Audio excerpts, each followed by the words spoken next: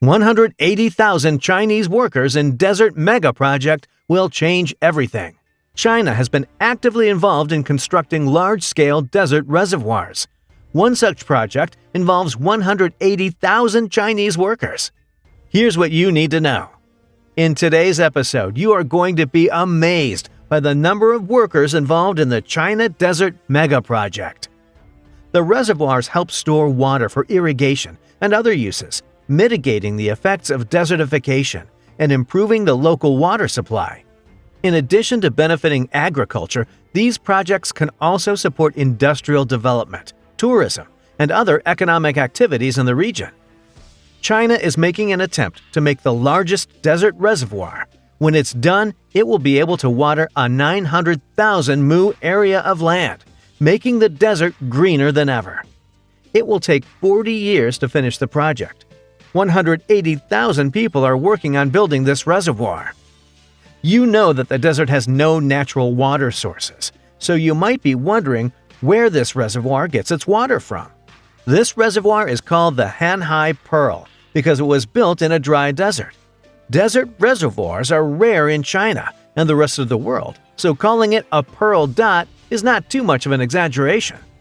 The reservoir can hold 148 million cubic meters of water and was built in 1958. It is also the largest man-made desert reservoir in Asia. It can hold as much water as 10 of Hangzhou, China's West Lakes. Considering this, it might be hard to understand why China would want to build reservoirs in the desert, unless the desert has a lot of oil. There is nothing good about living in a desert.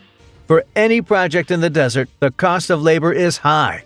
The project needs a lot of money, and it is not possible to make a profit from it in the near future. On the other hand, China is the opposite of this in every way. A lot of Chinese building projects are in the deserts that cover more than 1,000 kilometers of the country.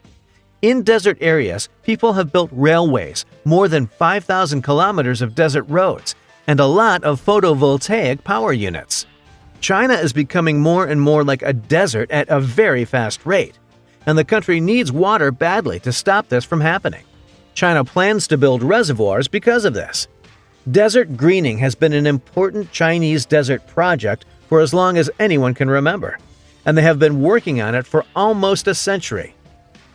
China is also the country that is doing the best job of greening up deserts right now. However, if you really want to control the desert well, you need to solve the problem of deserts not having enough water. China needs to build a reservoir in this desert to store water and control the desert so that millions of people can live in a city that doesn't get hit by sand and dust. China has the same amount of land as the United States, which is 9.6 million square kilometers. But their desert is bigger than 700,000 square kilometers, and the desert itself is 1.2 million square kilometers. It is thought that China has lost at least $280 million because its land is becoming very dry. Also, each year the deserts in China grow and spread by more than 3,000 square kilometers. So far, the desert has eaten up 50,000 square kilometers of farmland, which is the size of a small to medium-sized country. It is where two big deserts meet. On one side, the Tangar Desert keeps growing, and on the other, the Gerund Desert is very big. Both deserts have yellow sand. All life has died out because the desert keeps growing. So the only thing left for the people in the cities to do is to keep running away. Since there are signs that the two huge deserts might merge into one, the Chinese government decided in 1958 to build a big reservoir here. You might also be interested in where the water that is stored in the reservoir comes from. Most of the water in the reservoir comes from the Xinjiang River, which flows through the Hoshi Corridor, and it is in the Chilean Andes. It is the third largest river in that area. It is made up of 4 different parts. The first is surface water that seeps into the middle of the upper parts of the Xinjiang River, and the second is spring water that moves underground and comes to the surface of the northern edge of the Wui Basin. In the upper parts of the river, both of these things happen. The other type of water is the mountain water and spring water that are found in the upper reaches of the Xinjiang River. This water hasn't been used for irrigation, and it hasn't gotten into the groundwater or any of the other water that is receding in the middle reaches, including the water that has been released from wastewater treatment plants.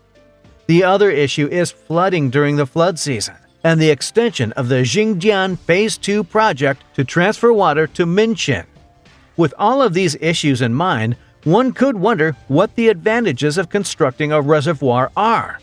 There are water transport tunnels, floodgates, and the unique spillway of the West Dam at the water storage facility. Its primary use is for the storage and irrigation of water, and it also has extensive use impacts, such as the regulation of floods and the promotion of fishing and tourism. The length of the dam is 8,060 meters. Its height is 15 meters, and the reservoir is 25 square kilometers in size. The catchment area is 13,400 square kilometers, and there is more than 900,000 mu of irrigated farmland. This area can give drinking water to 250,000 people in the surrounding area. When the farmers left the area, the people who used to live there had to pay money to get food. Now, though, they can depend on the water from the reservoir to help them grow. After this reservoir was finished, the local fishing and tourism industries got a boost. The agricultural economy also got a boost from the increased income.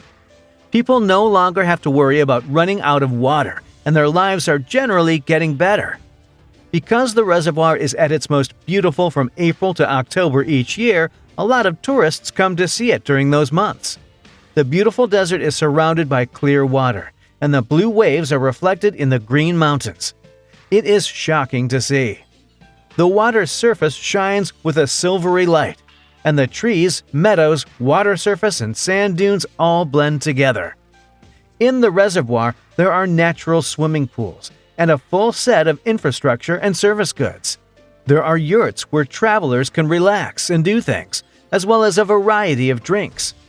This reservoir is nice to look at and has a lot to offer tourists. When people think of a desert, the first thing that comes to mind is a sky full of sand and dust, a small population, and an area that is off limits to living things. However, it is possible to build a reservoir in a dry desert. A lot of people think that this is a dream that can't come true, but China has made this idea a reality. At this point, you might be wondering if this reservoir was built in the desert or not, and if it was, what problems did you have to deal with when building it? In 1958, when the reservoir was built, machines were not nearly as advanced as they are now, and food and clothing were very expensive. Because of this, the construction process was full of problems that couldn't be solved. The reservoir is going to be built between the deserts of Tangier and Bataan, where the temperature is high and a lot of water evaporates every day because of that. When there isn't enough water in the reservoir, the area of the reservoir will start to shrink, and it might even dry up completely. Geological factors also add to the very serious problem of water sewage, and strong winds and sand cause silt to build up in the reservoir and make it deep and thick. Sand needs to be fixed by planting wheatgrass around the reservoir. Sand needs to be stopped by planting plants like sand jujube and red poplar. But these great, hard-working people didn't give up when things got hard. They know that if they don't work hard to build a reservoir, they'll have to leave this land in the future. So, 180,000 buildings were built to keep the sand in place, adding to that the building of the reservoir.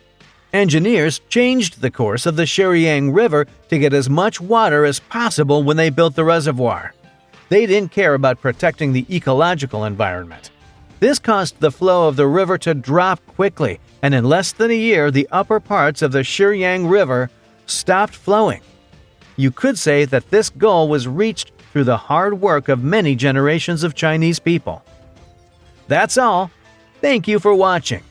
Do not forget to like and subscribe to our channel, and ring the bell icon to get more videos.